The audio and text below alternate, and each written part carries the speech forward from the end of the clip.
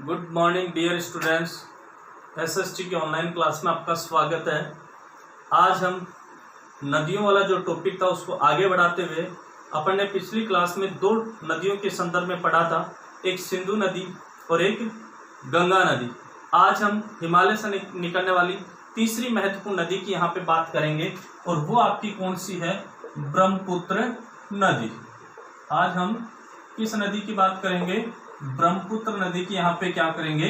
बात करेंगे कि ब्रह्मपुत्र नदी का उद्गम स्थल कहाँ से है, कहाँ पे ये प्रवाहित होती है, किस क्षेत्र से होकर ये प्रवाहित होती है और अपना जल कहाँ पे ये गिराती है, इसके संदर्भ में मुख्य रूप से हम देखते हैं। तो ब्रह्मपुत्र नदी की अगर हम बात करें तो जो ब्रह्मपुत्र नदी है वो तिब्बत में मानसरोवर झील के निकट क्या होती है?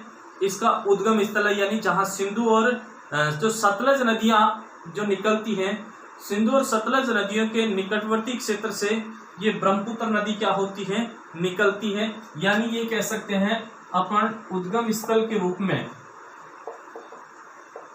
उद्गम स्थल के रूप में अपन ये कह सकते हैं मानसरोवर झील के पूर्व से। कहाँ से? मानसरोवर झील के पूर्व से, तिब्बत में जो मानसरोवर झील है उसके पूर्व से सिंधु और सतलज नदियों के उद्गम स्थल के निकट से ये नदी क्या होती है? निकलती है। दूसरी बात, इस नदी की जो मुख्य विशेषता है, ये नदी मुख्यतः अपन कहें भारत के बाहर, यानी बहुत कम ये भारत में प्रवाहित होती है। ज्यादातर इसका जो भाग है वो भारत के बाहर, अर्थात इस प्रकार से आप देख सकते हैं कि जैसे देखो ये अपन कहें ये वाला भाग है जिसको अपन किस भारत का उत्तरी और पूर्वी, ये तिब्बत है। यहां से ये नदी क्या होती है? तिब्बत के मानसरोवर झील यहां से ये नदी क्या होती है? निकलती है। और भारत के उत्तर पूर्व भाग में ये हिमालय के समानांतर इस प्रकार से ये नदी क्या होती है? प्रवाहित। भारत के बाहर हिमालय के समानांतर, भारत की उत्तरी सीमा के समानांतर भारत के बाहर से ये नदी क्या होती है? प्रवाहित होती है। और इधर नामचा बरवा के निकट अरुणाचल प्रदेश में अगर हम बात करें तो ये नदी यू आकार की घाटी का निर्माण करते हुए यहाँ पे क्या करती है? अरुणाचल प्रदेश में ये नदी क्या होती है? प्रवेश करती है। तो अपन ये कह सकते हैं कि जो ब्रह्मपुत्र नदी है, इस ब्रह्मपुत्र नदी का ज्यादातर भाग भारत के बाहर प्रवाहित होता है और ये नदी भारत में अरुणाचल प्रदेश के निकट यू आकार की घाटी का निर्माण करते हुए क्या होती है? प्रवेश करती है। अर्थात इस नदी का अधिकतर भाग है वो कहाँ पे है? भारत से बाहर है और ये हिमालय के समानांतर पूर्व की ओर बहती है। पूर्व की ओर बहती हुई नामचा बरवा शिखर के पास पहुंचकर, अंग्रेजी यहाँ पे है नामचा बरवा शिखर, अरुणाचल प्रदेश में अपन कह सकते हैं नामचा बरवा शिखर, ठीक है। और इसकी ऊंचाई है 7,557 मीटर। तो इस नामचा बरवा शिखर के निकट ये यू आकार की, आप देख रहे हैं यू आकार की घाटी के रूप में ये अरुणाचल प्रदेश में सबसे पहले क्या करती है? प्रवेश करती है। फिर अरुणाचल प्रदेश में ये एक गार्ज यानी घाटी का निर्माण, गार्ज के रूप में घाटी बनाते हुए ये अंदर क्या करती है? प्रवेश करती है। यहाँ इसे दिहांग के नाम से जाना जाता है। अब देखो इसके दो महत्वपूर्ण, यानी अरुणाचल प्रदेश में, यहाँ अरुणाचल प्रदेश में ब्रह्मपुत्र नदी को किस नाम से जाना जाता है? दिहांग के नाम से जाना जाता है। और अगर हम तिब्बत की बात करें तो तिब्बत में इस नदी को किस नाम से जाना जाता है? सांगपो के नाम से जाना जाता है। याद रखना, अलग अलग स्थानों पर इस नदी को अलग अलग नामों से जाना जाता है। यानी जहां से ये निकलती है वहां पर इसे सांगपो के नाम से, फिर ये अरुणाचल प्रदेश में प्रवेश करती है, यहाँ इसे किस नाम से जाना जाता है? दिहांग के नाम से। और यहाँ से ये आगे बढ़ती है असम वाला जो क्षेत्र है यहाँ पर इसे आकर क्या कहा जाता है, ब्रह्मपुत्र कहा जाता है। यहाँ पर इसे किस नाम से जाना जाता है, ब्रह्मपुत्र के नाम से जाना जाता है। अब देखें इस नदी में कुछ सहायक नदियां भी आकर मिलती हैं, जैसे कि अपन बात करें यहाँ पे लोहित है, केनुला है और अन्य दूसरी सहायक नदियां असम में ब्रह्मपुत्र में आकर क्या होती हैं, मिलती हैं। तो इसकी सहायक नदियां कौन सी हुई, दिबांग, लोहित, दिबांग, लोहित, दिबांग हो गया, लोहित हो गया, केनुला, केनुला, अन्य दूसरी सहायक नदियां हैं जो इसमें असम में ब्रह्मपुत्र नदी में आकर, यहाँ पर असम में ब्रह्मपुत्र नदी में आकर क्या होती हैं, ये सहायक नदियां इससे मिलती हैं।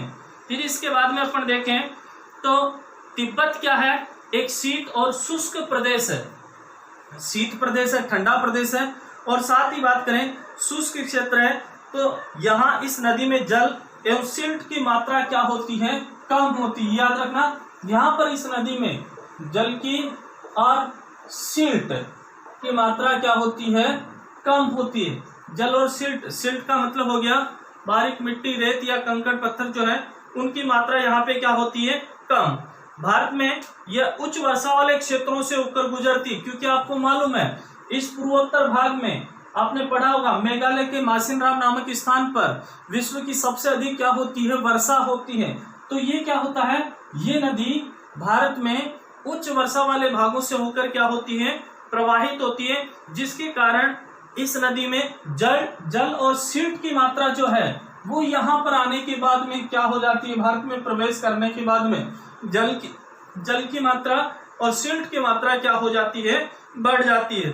असम में ब्रह्मपुत्र अनेक धाराओं में बहकर एक गुम्फित नदी के रूप में क्या होती है, बहती है। गुम्फित नदी का मतलब असम में ये कुछ भागों में क्या होती है, यानी भूमि के अंदर प्रवाहित होती हुई क्या होती है, दिखाई देती है। इसके बाद में बात करें तो इस नदी के ऊपर एक बहुत ही महत्वपूर्ण क्वेश्चन है कि इस ब्रह्मपुत्र नदी पे विश्व का सबसे बड़ा एक नदीय द्वीप का क्या किया गया है, निर्माण हुआ है, और वो कौन सा है, तो याद रखना विश्व